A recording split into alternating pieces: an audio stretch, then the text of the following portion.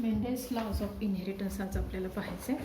तर Mendel's laws of inheritance हे actually हे लॉज सगळे दिले होते.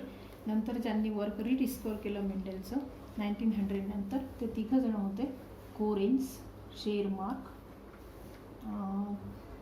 त्यानंतर ह्युगो डी ब्रीज, अशा तिघांनी त्यांचं वर्क रिडिस्कवर केलं होतं. मेंडेलने 3 बेसिक पॉस्च्युलेट्स दिले होते, बेसिक प्रिन्सिपल्स म्हणून आपण त्याला.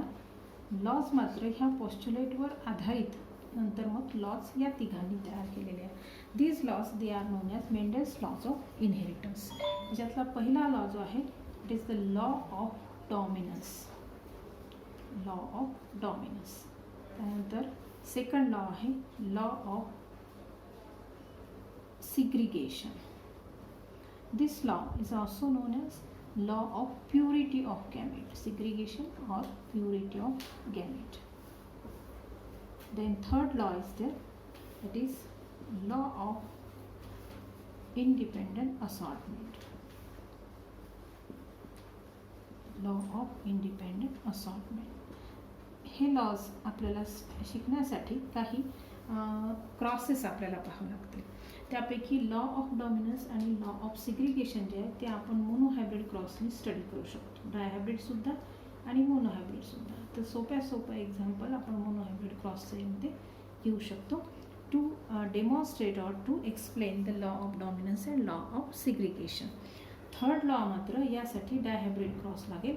कुठलाही डायहायब्रिड क्रॉसचं एक्झाम्पल घ्यायचं आणि त्याला एक्सप्लेन करता येईल लॉ ऑफ इंडिपेंडंट असॉर्टमेंटला. तर एक एक करून आपल्याला हे लॉज पाहायचे. पहिल्यांदा आपण पाहू लॉ ऑफ डॉमिनन्स. लॉ देताना पहिल्यांदा त्याचं स्टेटमेंट द्यावं लागतं. ते लॉ कसा स्टेट केला जातो आणि त्यानंतर त्याचं एक्सप्लेनेशन द्यायचं बाय गिव्हिंग वन एक्झाम्पल. एखादं कुठलं एक्झाम्पल घ्यायचं कुठल्याही एका प्युअर क्रॉसचं आणि त्यावरून ते एक्सप्लेन करायचं. तर पहिला लॉ आहे law of dominance. So this law states that statement त्याचं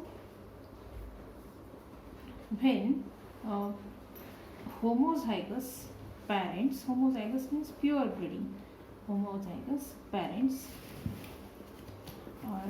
with one or more contrasting character, with one or more contrasting character or we say allele, काही याच्यात ते डिफर करत आहे असे जर त्याचे कॅरेक्टर्स असते, सम डिफरिंग कॅरेक्टर्स आहे त्याच्यामध्ये होमोझायगस पॅरेंट्समध्ये, व्हेन दे आर क्रॉस्ड, जेव्हा ते आपण क्रॉस करतो तेव्हा द कॅरेक्टर किंवा अलील, जो अलील किंवा जो कॅरेक्टर, द कॅरेक्टर विच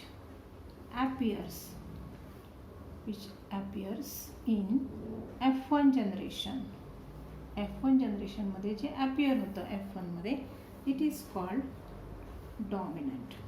त्याला म्हणायचं dominant character. And which one get suppress, जे सप्रेस होतं ड्युरिंग F1 जनरेशन, ते येत नाही किंवा दिसत नाही, एक्सप्रेस होत नाही, that is called recessive. Both this term dominant and recessive it was already given by Mendel. मेंडेलनीच हे दोन्ही टर्म दिल्या होत्या. म्हणून ह्या लॉचं स्टेटमेंट देताना ते असं स्टेट केलं गेलं पाहिजे, when homozygous parents with one or more contrasting characters or allele crossed, then the character which appears in F1 generation is called dominant character or dominant allele, and which gets suppressed, it is called recessive allele.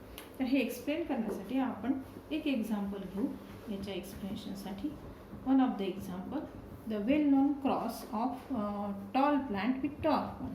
तर पहिल्यांदा आपण पॅरेंटली, हे या पद्धतीनेच लिहिलं गेलं पाहिजे. जेनेटिक्समध्ये plan असं व्यवस्थित त्याच्यामध्ये लिहिलं गेलं पाहिजे. पेरेंट्स मेल आणि फिमेल यांनी दाखवायचे.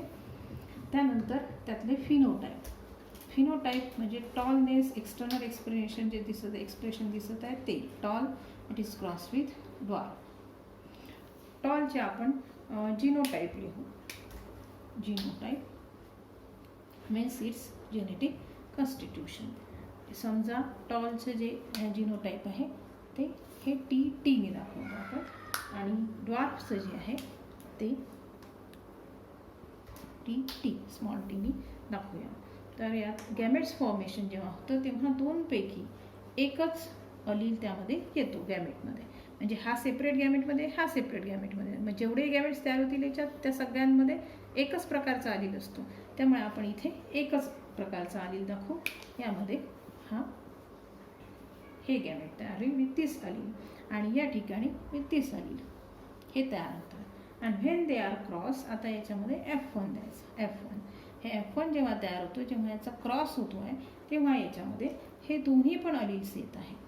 दोन्ही अलील्स येत आहेत, नो डाऊट. बट जे काही आपल्याला इथे कॅरेक्टरिस्टिक दिसतं, सगळी जी झाडं इथे उगवली होती, जेवढी झाडं तयार झाली होती, all the plants they show tall characteristic.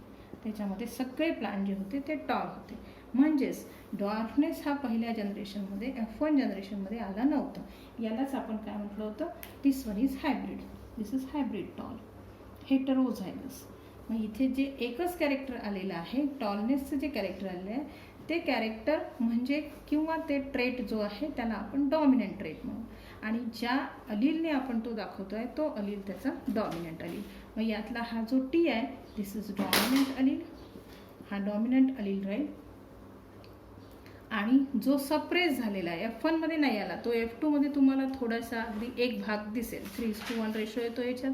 आणि तो 1 जो आहे तो एक भाग म्हणजे डॉर्फनेसचा असतो. हा डॉर्फनेस दाखवणारा स्मॉल T जो दाखवला इथे तो रेसेसिव्ह आहे.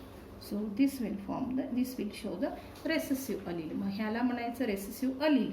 हा झाला रेसेसिव्ह अलील आणि हा झाला रेसेसिव्ह ट्रेट. याला रेसेसिव्ह ट्रेट म्हणायचं. हा डॉमिनंट ट्रेट टॉलनेस आणि कॅपिटल T जो आहे तो डॉमिनंट अलील.